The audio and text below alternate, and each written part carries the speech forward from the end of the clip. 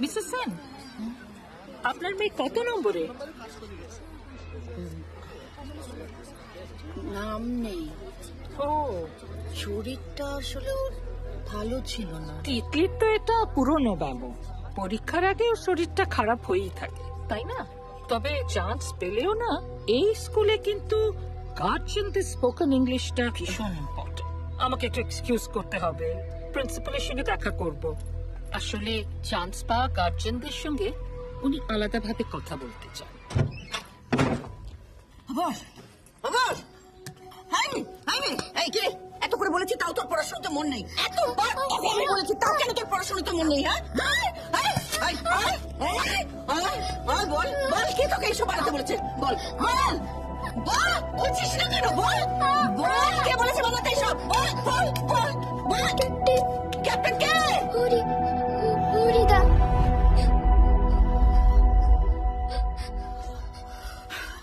হ্যাঁ, ওটাই দেখে চলতে আরে হবে। সে তো বুঝলাম। প্রিন্সিপাল ম্যাম ডাকছেন অফিসে। এক মিনিট। ম্যাডাম, আপনি? তোমার সাথে কি এর মধ্যে বাচ্চাদের কিছু হয়েছে হরি? না ম্যাডাম, আমার সাথে কি হবে? আমি তো সবার সাথে বন্ধুর মতো করে মিশি। কিন্তু তোমার এগেনস্টে কমপ্লেন এসেছে হরি, আর এখন অ্যাডমিশনের সময় আমায় তো গার্ডিয়ানদের কথা শুনতেই হবে, তাই না? তাহলে কি ম্যাডাম আমার রূপটা বদলে দেওয়া হবে? দেখো, একজন স্টুডেন্টের পরিবারের দিক থেকে তোমার এগেনস্টে অভিযোগ এসেছে। এখন যে রুটাই তোমাকে দেব একই কথা হবে।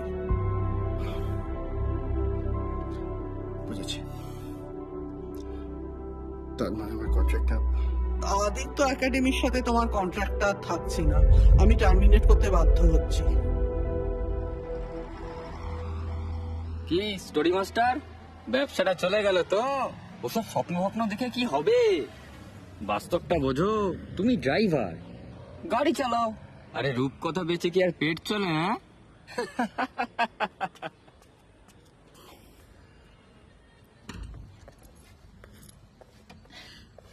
কি মিস্টার ম্যাজিশিয়ান, আপনার ম্যাজিক তো জীবন বদলে দিল। সত্যি, ম্যাজিক আমার জীবনটা বদলে দিল। আজকে হয়েছে জানো, আমার অফিসে একটা খুব ইম্পর্টেন্ট মিটিং ছিল। তুমি যেভাবে গল্প বলো আমি ঠিক সেইভাবে প্রেজেন্টেশনটা দিয়েছি। বাস তারপর থেকে তো অফিসে Mohor Sen superstar. Congratulations. Thank you. কি হয়েছে বলো তো তোমার? রূপকথা বেঁচে তো আর পেট চলে না। মানে আমার চাকরিটা চলে গেছে মোর। কেন, কিভাবে? কারণটা ইম্পর্টেন্ট নয়। ওদের আমার প্রয়োজন ছিল, তাই রেখেছে। এখন প্রয়োজন শেষ, তাই বাদ দিয়ে দিয়েছে।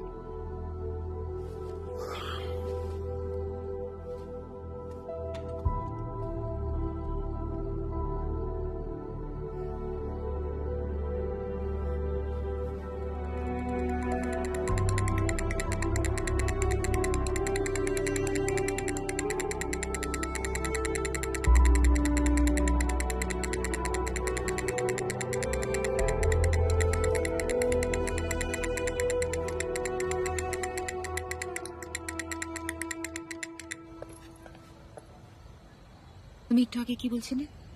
রূপকথা বেছে কি? পেট চলে না। কেন চলবে না? কে কিনবে রূপকথা? সবাই কিনবে। ভেতরে যে লোকটা পরাজিতের মতন বসে আছে সে কিনবে। আমার মতন যারা প্রত্যেকদিন একই অফিসে একই বসের কাছে অপমানিত হচ্ছে তারা কিনবে রূপকথা। এই গোটা কলকাতা শহর জুড়ে এত হেরে যাওয়া মানুষ আছে, তারা প্রত্যেকে কিনবে রূপকথা। I have an idea. কলকাতার প্রথম গল্প বলার ক্যাফেটা খুললে কেমন হয়? মানে? মানে একটা স্টোরি ক্যাফে। একটা ক্যাফে যেখানে গল্প বলবে তুমি, বাকিরাও নিজেদের কথা শেয়ার করে নেবে। প্রত্যেক দিন একটা করে নতুন গল্প শুনবে মানুষে। তোমার স্টোরি টেলিং এর ক্ষমতা, বাচ্চাদের সাথে ইকুয়েশন, ম্যাজিক সবকিছু একসাথে, এক ছাদের তলায়। কেই আমার থেকে গল্প শুনবে, আর কেনই বা শুনবে? তাও আবার একটা অচেনা অজানা লোকের থেকে। শুনবে, তার কারণ এই শহরে গল্প বলার লোক কমে গেছে। বাচ্চাদের দাদু দিদা নেই, তাই গল্প দাদু, দাড়ি খুঁড়ো বা ঠাকুমার চুলিও নেই। এই শহরের আবার নতুন করে গল্প শোনার অভ্যেসটা তৈরি করা দরকার।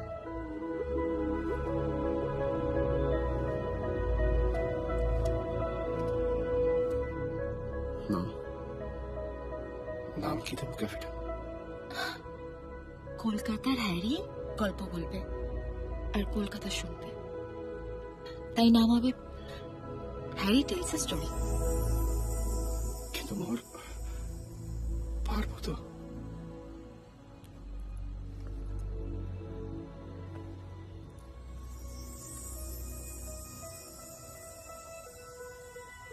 নিয়ন আলো নয়ন আলো তোমার কাছে স্থির হোক, আর কেউ না জানুক আমি তো জানি তুমি super hero.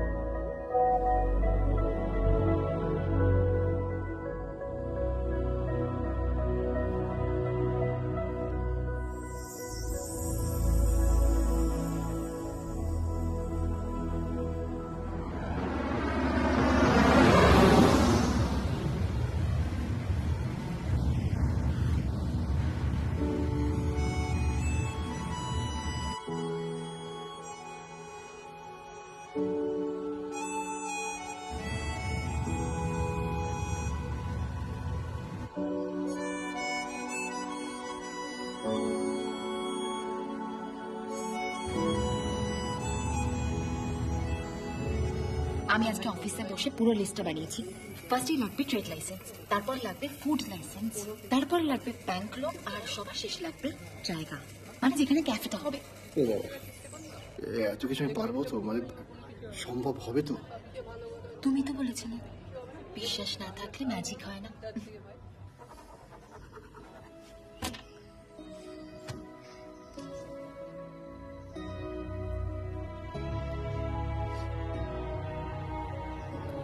Oculus Rivero, Oculus Rivero, Oculus Rivero.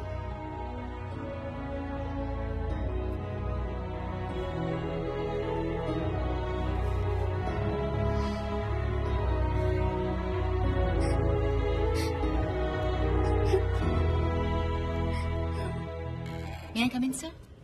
O Amar, I was waiting for you. আমাদের সব ব্রাঞ্চ থেকে কিছু এমপ্লয়কে ন্যাশনাল ওয়ার্কশপের জন্য দিল্লি যেতে হচ্ছে। You are selected from our branch. Congratulation. Thank you, sir. আর হ্যাঁ, 7 দিন পর 4 দিনের জন্য তোমায় দিল্লি যেতে হচ্ছে। Thank you. All the best. বসুন বসুন।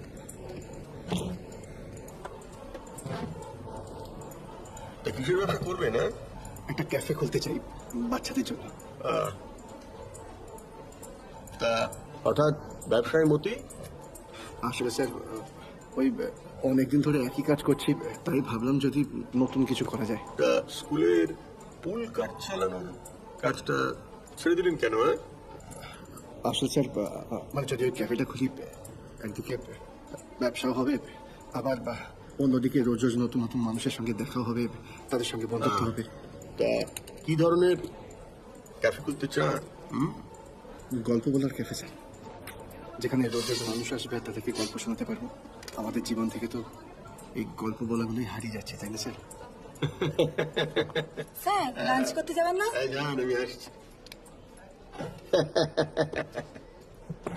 আপনি তো সেই ভারতবর্ষের প্রথম লোক যে গল্প বলার জন্য পারমিশন চাইছেন। হ্যাঁ, ঠিক আছে, শুনুন, 3 দশক পরে বরং একবার আসুন। আর নেক্সট দিন আসবেন, তখন লোকাল থানার এনওসিটা সঙ্গে করে নিয়ে আসবেন, কেমন? হ্যাঁ,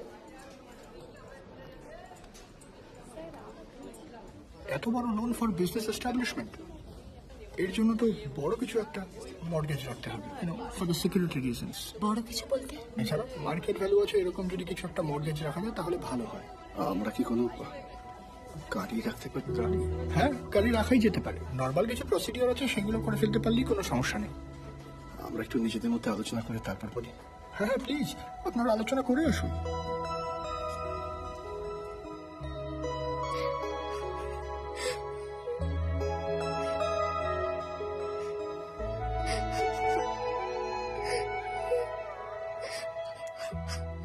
আমার তো পুলিশ ছাড়া আর কিছুই নেই। কিন্তু পুলিশকে অন্যের হাতে ছেড়ে দেবে? হরি, আমি যদি কোনোভাবে হেল্প করতে পারি? না মোহর, এই অন্ধকার রাস্তাটা আমাকে একাই পেরোতে হবে। তুমি শুধু হাতটা ধরে দেখো। কিন্তু পুলিশকে ছেড়ে দিলে এতটা সময় তুমি কাটাবে কিভাবে? আমি তার বেশি দিনের জন্য পুলিশকে দিচ্ছি না। লোনের টাকাটা ফিরিয়ে দিতে পারলে ওরাও নিশ্চয়ই পুলিশকে আমার তাড়াতাড়ি দিয়ে দেবে।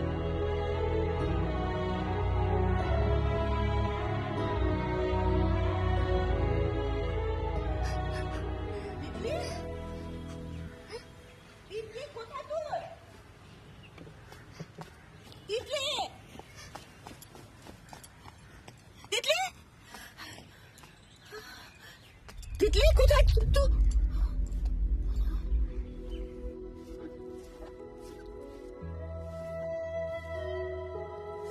আজকে তুই ভালো করে স্নান করে নেওয়া পুলিশ। কদিন তো তোর ভালো করে স্নানও হবে না।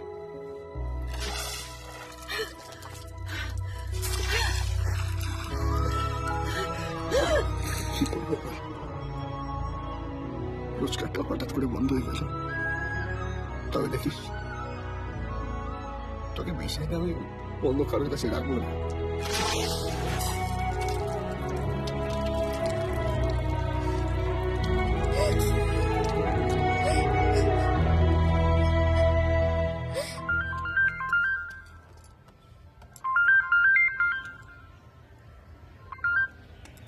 হ্যালো, মিসেস সেন আছেন? আমি স্কুল থেকে বলছি। হ্যাঁ বলছি। আপনার মেয়ে স্কুলে হঠাৎ অসুস্থ হয়ে পড়েছে। আপনি কি এক্ষুনি একবার স্কুলে আসতে পারবেন? এই লোকটা না করে দিল, বলছে নাকি এরকম অদ্ভুত ক্যাফে চলবে না, কেউ আসবে না। এটা কাজ করলে হয় না? এখন তো দেখি ফেসবুকে অনেকেই তাদের বিজনেসের অ্যাড দিচ্ছে। আমরা যদি পোস্ট করি? ইয়েস, আমাদের কিরকম জায়গা লাগবে সেটা লিখে একটা পোস্ট করে দেবো, আর নিচে তোমার ফোন নাম্বারটা দিয়ে দেবো।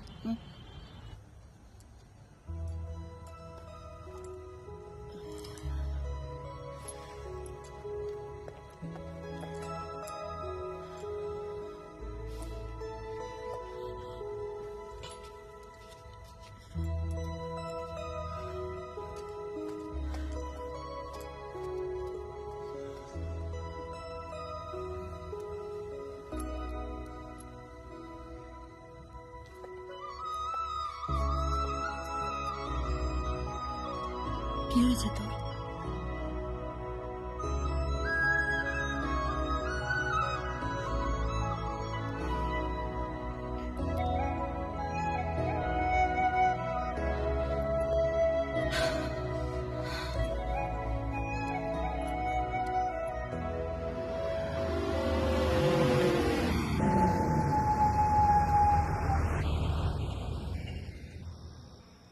কাল ফেসবুকে তোমাদের আইডিয়াটা পেলাম।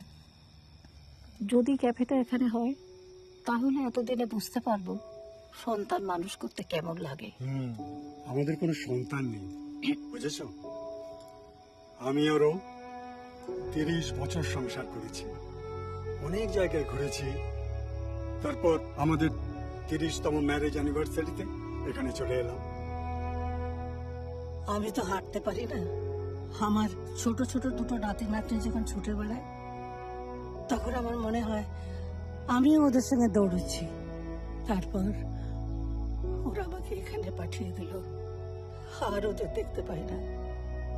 তোমরা যদি ক্যাফেটা এখানে বানাও তাহলে আমি আবার অনেক নাতি নাতনি ফিরে পাবো। দেখবে ওদের সঙ্গে আমি আবার দৌড়বো। হ্যাঁ বুঝলে, আমার যখন 12 বছর বয়স তখন আমি আমার বাবার সঙ্গে বাংলাদেশ থেকে ভারতে আসি। 25 বছর বয়স থেকে হাইকোর্টে প্র্যাকটিস করছি। বিয়ে করিনি, একটা মেয়েকে অ্যাডপ্ট করেছি। ও লন্ডনে চাকরি করে, আমাকে নিয়ে যেতে চেয়েছিল, আমি রাজি হইনি। এক জীবনে কতবার আর দেশ বদলাবো বলো? কোনটাই বা আমার নিজের দেশ। ক্যাফেটা যদি এখানে হয় না তাহলে খুব ভালো হয়। আমার মনে হবে আমার দেশের জন্য কিছু একটা রেখে গেলাম। আমার ছেলে একদিন আমাকে বলল যে আমাকে এক আত্মীয়ের বাড়িতে নিয়ে যাবে। তারপরে এই বৃদ্ধাশ্রমের গেটের সামনে দাঁড় করিয়ে রেখে আত্মীয়ের বাড়ি যাচ্ছে তো, তাই মিষ্টি কেনার জন্য চলে গেল, আর এলো না। তোমাদের এই ক্যাফেটা হলে আমি হয়তো আমার সেই অচেনা আত্মীয়ের বাড়িটা খুঁজে পাবো।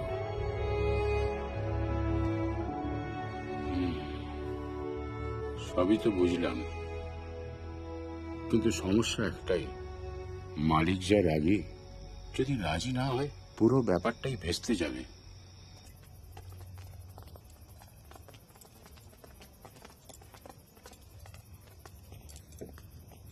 একটা জরুরি কথা ছিল। হ্যাঁ বলুন। না মানে সেরকম কিছু নয়। কিছু না যখন কেন বেকার টাইম ওয়েস্ট করছো? না মানে বলছিলাম কি, আপনার শরীর ঠিক আছে তো?